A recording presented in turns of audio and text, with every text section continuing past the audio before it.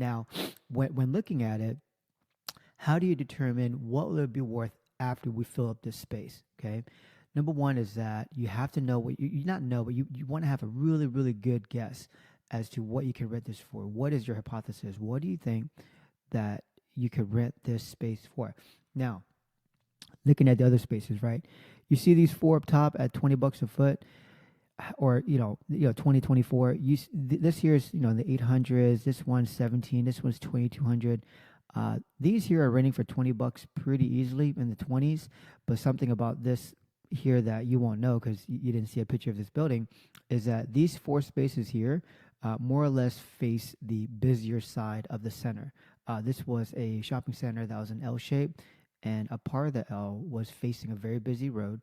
Call it 40, 50,000 cars a day.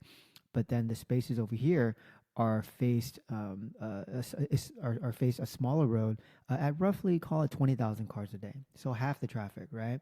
So normally when it's half the traffic, it's going to be a lower rate because the businesses normally like to be exposed to a lot more traffic. um, if I was a landlord or if I was a leasing broker on this, what I would have done was threw in more TI and more free rent in order to pump these rates up to the $20 level, because clearly the market can support $20.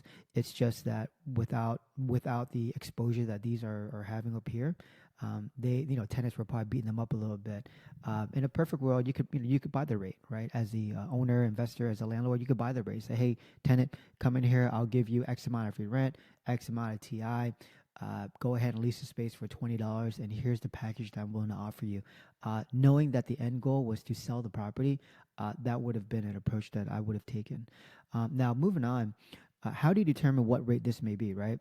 So, at this 8,800 square foot level, you're not going to get the same rates as you are up here. You simply can't, because the smaller spaces will rent for more, and the larger spaces will rent for less.